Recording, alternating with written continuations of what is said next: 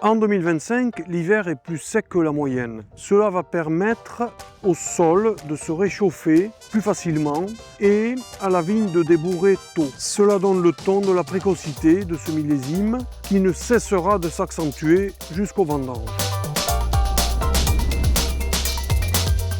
Au mois d'avril, il y a un épisode pluvieux du 19 au 21 avril autour de Pâques avec 115 mm, donc c'est assez important comme quantité, qui va permettre de recharger complètement les sols en eau. Puisqu'à partir de mai jusqu'à fin juillet, on a une première vague de chaleur et de sécheresse qui s'installe, une longue période.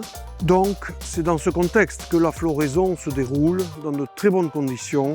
Ce qui est intéressant, la vigne commence à avoir soif tôt, et elle se prépare. Elle se prépare à économiser l'eau et c'est toujours un scénario très intéressant.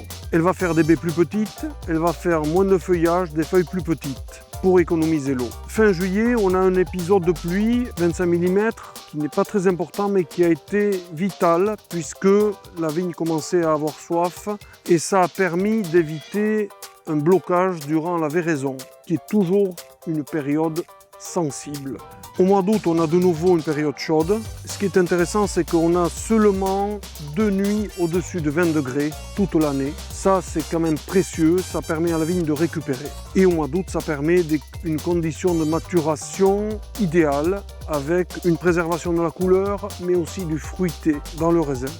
Fin août, du 28 au 31 août, nous avons 70 mm d'eau qui vient clore toute cette partie du millésime chaud et sec.